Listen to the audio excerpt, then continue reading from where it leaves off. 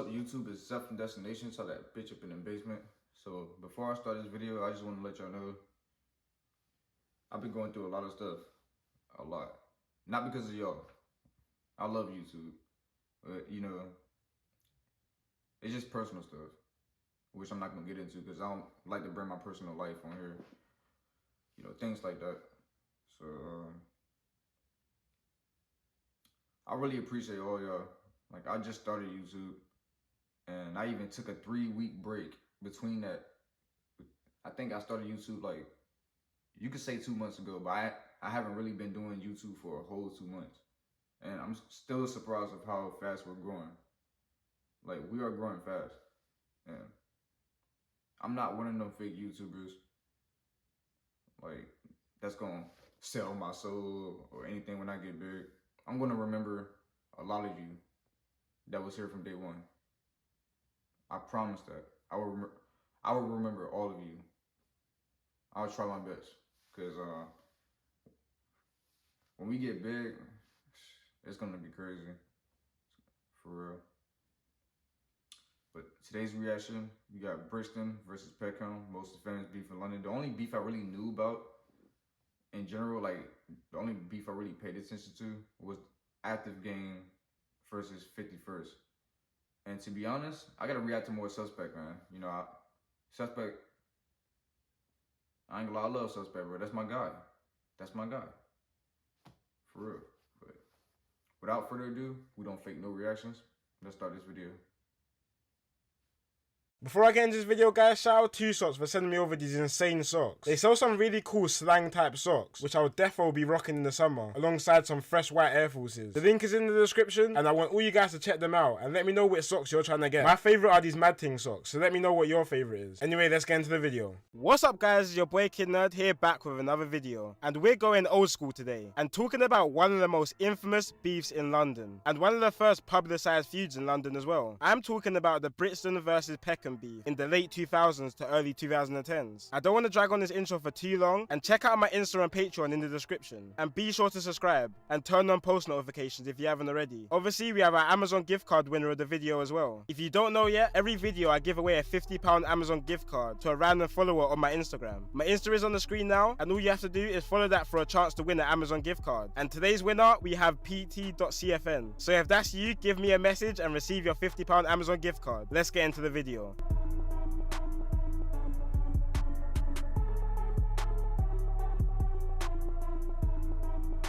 So before the publicised drill feuds in South London, like Moscow versus Zone 2 and Harlem versus 410, there was a very deadly war going on between Peckham and Brixton, which was one of the first nationally publicised beefs in London, gaining a lot of news coverage, and came about in the early stages of YouTube, where we could see direct disses, kind of originating diss tracks how we know it today. So as I said before, the two areas in this feud was Brixton versus Peckham. So first we have Peckham, which is located in the borough of Southwark in South London, which infamously is the area where drill group Zone 2 are from. But before Zone 2, there was the Peckham Boys, which was a gang made up of 5 estates in Peckham, which were the North Peckham Estate, Gloucester Grove Estate, Willowbrook Estate, Camden Estate, and the Sumner Estate. And these estates were very well known for how bad they were. They suffered massive unemployment and crime, and were very deprived. They pretty much were neglected by any law enforcement and government as well, and was even called Peckham, which was a hybrid between Vietnam and Peckham, comparing the area to the Vietnam War due to how much violence was there. Throughout the Peckham Boys gang, there were different sets, like the Firehouse Crew and YBP,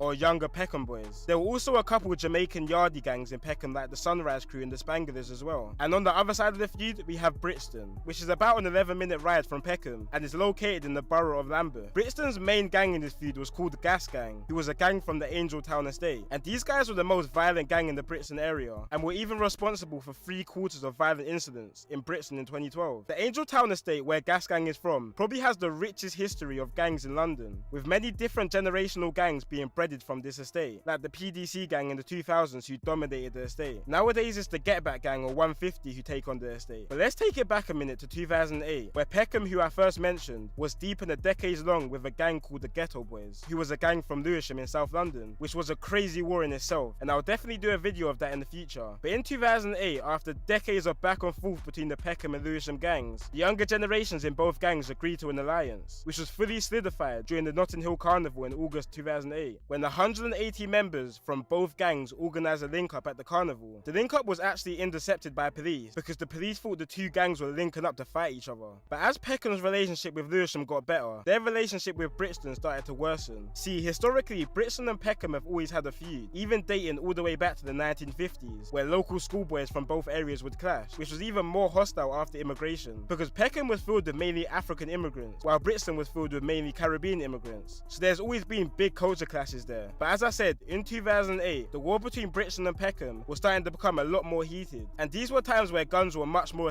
Wait, yeah. This shit was going on since 2008. That's fucking a long time ago. That's crazy.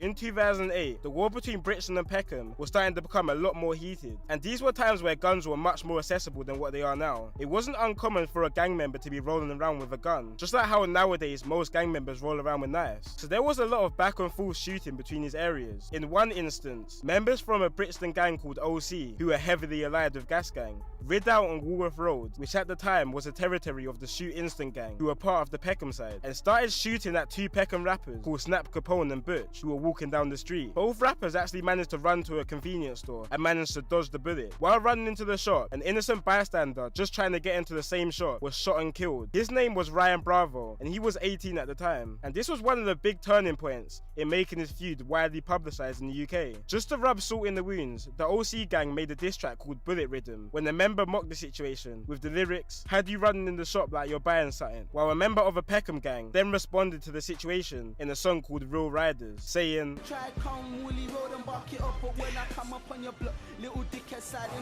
obviously referencing when Brixton members shot up Woolwich Road, which are some of the early examples of UK diss songs, referencing real moments that have happened on the streets, bringing more publicity to the feud. And the people who are up to date with London's street situation at the moment will probably be quite confused, because Woolwich Road actually beats Peckham now, but that's a whole nother story to get into another time. So yeah, after this Woolwich Road shooting, many diss tracks were going back and forth between the gangs, as well as shots. In the same year of 2008 in October, Brixton older members got the drop on a Peckham member's house called Terms, and waited in the parked car outside his house. When Terms appeared outside his house, they shot him on his doorstep, leaving him to die. Terms was a member of the SN1 gang in Peckham, which stands for Spare No One, and this is the same gang that the famous rapper Giggs was part of, and Giggs pays respect to Terms sometimes in his songs. It didn't take more than a month for Peckham to respond to this though. In November, Peckham members got the drop that some members from the Brixton gang OC were clubbing at a nightclub called SE1 in Bermondsey, South London, and pulled up to the club, shooting Errol Davis close range in front of two...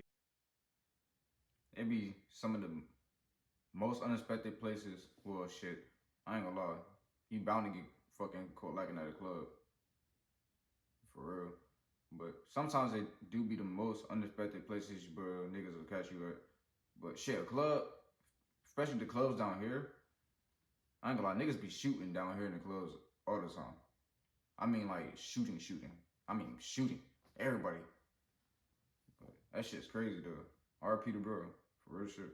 Shooting Errol Davis close range in front of 2,500 clubbers, which is even crazier because the murderer was never caught, despite there being thousands of witnesses at the scene. But these times, stuff like this wasn't uncommon, because there was low-level security and no cameras in some of the clubs in 2008, which is something you will never see in clubs in London nowadays. Quite recently, actually, in 2016, the police found the same handgun which murdered Errol Davis at the nightclub in the possession of a man called Andre Chambers, who lived in Woolwich, which is quite sus. It was also later found out that the same weapon which was involved in Errol Davis's murder was also involved in 2 other attempted murders and 1 murder. But Andre Chambers was never found guilty for the murders with little to no evidence, apart from handling the weapon. But that's not enough to go down for a murder. While this direct war between Brixton and Peckham was occurring, there were also a lot of separate gangs and areas who joined alliances with both areas. This was basically turned into some World War III stuff, the South London version. One set based in Old Kent Road, called OBY, in South London were affiliated with Peckham. But a dispute between the members started a feud between OBY and Peckham, resulted in OBY members joining Brixton in the fight against Peckham, which was fully signified in the trap between the two gangs called Brooklyn to Baghdad. But OBY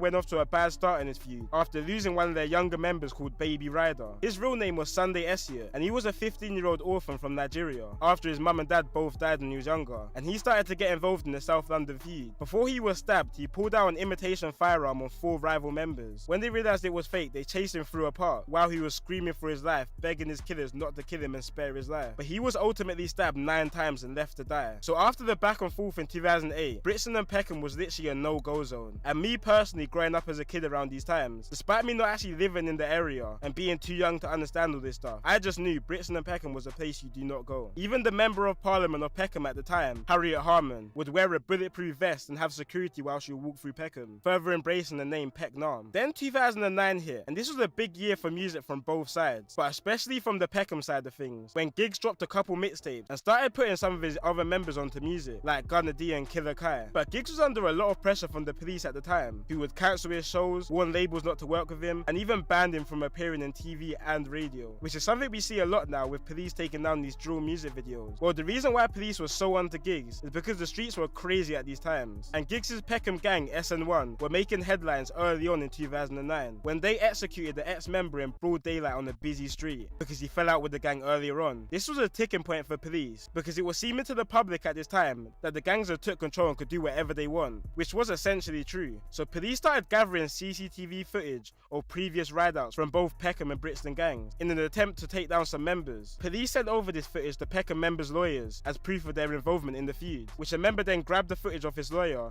and uploaded it to YouTube. The original video is no longer up, but a re-upload of it is still on YouTube today, and shows Peckham members riding out in Brixton in masses. And when looking at this footage, this is some propaganda-worthy stuff. Like, the captions in the videos are so funny, and all the footages just show how crazy these times really were. Like, gangs were just riding their ops with 30 guys on pedal bikes, loaded with guns and knives. Yo, so hold up. This nigga got caught up. Look, alright, so he got caught up, alright? They caught them niggas on tape. Look, I ain't gonna lie, these niggas is deep. Them niggas is riding fucking bikes. You would've thought they was fucking... I ain't gonna lie, you would've thought these niggas came from the Magic School Bus. I don't know if y'all niggas down there know about that show, but I don't even know how that song went, bro. I forgot how that shit went. But, let's go to the Magic School Bus.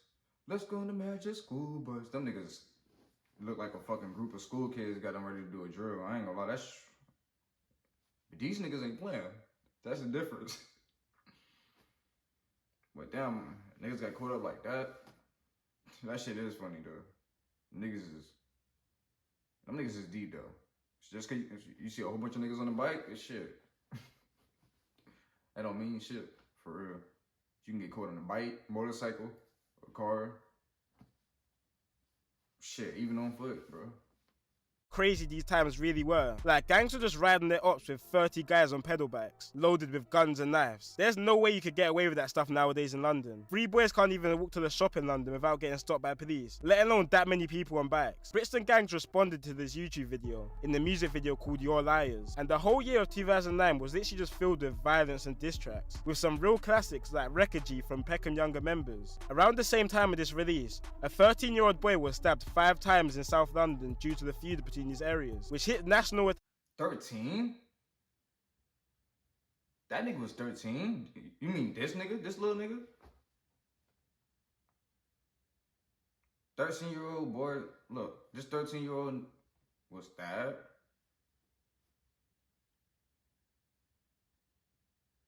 What the fuck?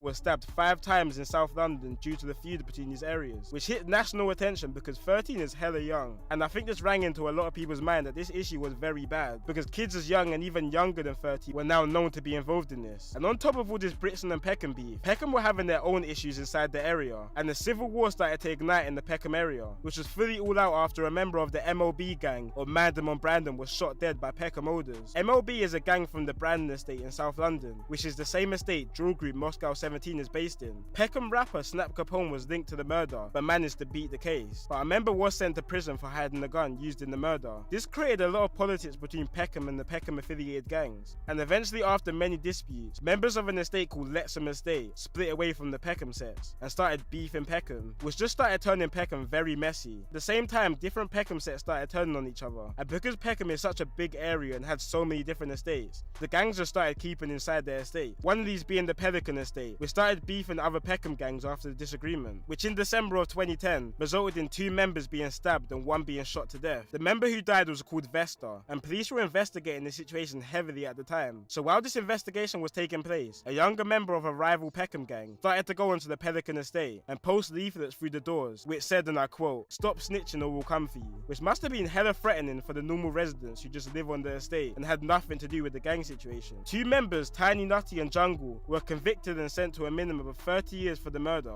just before Tiny Nutty got booked for the murder of Vesta. His older, who was called Nutty, was on remand in prison for a firearm charge. Around these times especially, it would be common for older members to have youngers, which would then take on their name essentially, just like how Tiny Nutty took on Nutty's name. A 17-year-old from Peckham was also on the same charge as Nutty for the firearm, but just like how gang hierarchy works, other members were pressuring the 17-year-old to plead guilty to the firearm charge, which would then allow Nutty to be freed. The 17-year-old refused though, which resulted in other members executing the 17-year-old by luring him into a car and shooting him in the back of his head, and then burning the vehicle on the day of the court hearing. Nutty was accused of arranging the murder because of the conflicting stories they both were telling in court, and he looked even more guilty after officers found the lyrics in his cell saying, "Kill your co-defendant if he's snitching in court." Like, I don't think you could get any more bait than writing those lyrics. It's not even like it's a catchy line or anything. I think he was just screaming, "Please lock me up." And that's exactly what they done after finding him guilty of the gun charges and arranging the murder, which he is now serving 32 years for. Also, the Peckham rapper, who is known by a street name CS, was actually caught and convicted for setting the car on fire after the 17-year-old was shot and killed, which he served 4 years for. So as you could tell, Peckham was just a mad area at these times. The civil war they were having was probably more active than their beef with Brixton ever was. One death that really shocked the area was the death of a respected member called Taz. He died during the chase when he crashed his motorbike. Family members put up a shrine of Taz where the accident occurred, where the ops then camped outside the same day of his death. And when a member called Little Groove visited the shrine, they shot him dead the same day. So Peckham was literally a no-go zone at this point. Like, literally everyone was just beefing each other. And while all this madness was happening in Peckham, Brixton were having their own separate issues over in their camp. Gas Gang was starting to get heavily involved in beefs with a lot of surrounding towns, like Brixton Hill and Toast Hill, which are blocks of the famous drill groups 6-7 and 8-6. One murder that really started changing the dynamic of this beef was the murder of Toast Hill member Little Zach. It was 2011 and 5 Gas Gang members rid out in a school located in Toast Hill, waiting for Little Zach to come home from school. The reason the members targeted Little Zach is because he was involved in the stabbing of a Gas Gang member 2 weeks before this incident. When he came out of the school, the Gas Gang members chased Little Zach and stabbed him to death. He was only 15 at the time, and this resulted in a few separate gangs starting to turn on Gas Gang, like ABM, who was a gang located in Stockwell. At this point, literally everyone was beefing everyone. South London was just a very, very dangerous place, and when some murders would be committed, police couldn't even point it towards any specific gangs, just because it could have been so many different cliques. Like the murder of Azur Khan in 2011. He was attending the funeral of one of his Gas Gang friends when he was shot and killed at the burial, but no one has the faintest idea of who it could have been. It could have been one of the many gangs in Peckham, it could have been members from Toast Hill, Brixton Hill, ABM, or just anyone from the borough of Southwark. There's just too many possibilities. These murders amped up the feuds between Gas Gangs and other areas aside Peckham, and it was getting to the point where both Brixton and Peckham had more issues on their hands rather than each other. In 2012, 3 Gas Gang members rid out on Stockwell looking for members of a rival gang called ABM. When they found the op inside the shop, they let off fire inside the shop, which missed the rival, but ended up hitting a 5-year-old, which left her paralyzed. This hit nationwide news, and this was really the beginning of the end for Gas Gang, because they started getting more monitored than probably any other gang at the time, which 2 years later resulted in a massive raid taking down some of the key members of the gang. Nowadays, Peckham and Brixton gangs are actually linked up, with both of them having the same ops, but compared to how it was back in 2011 to 2012, both areas have calmed down a lot, with mass surveillance and of course gentrification. If you go to some of the old blocks of Peckham, where murders, robbings and shootings would be a daily occurrence, it's crazy how now them same blocks are filled with white hippies with rich parents. But to be honest, that's like most of London now. Anyway guys, that's it for today's video. I might do a part 2 on this because I know there's some things that I left out, but either way, it's been your boy Kid Nerd and peace out. I ain't know kids is out there dying like that. Niggas is killing 5-year-olds, young kids, bro. That shit's sad.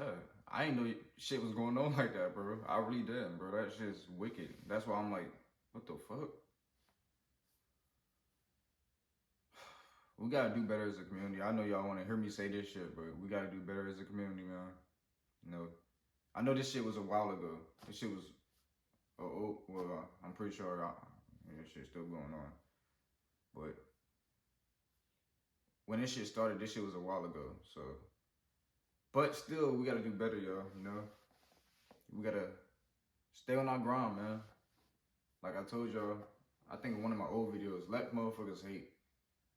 Don't fall too much in the damn gang violence. You don't want to be a victim of that. And I'm even speaking to my fans.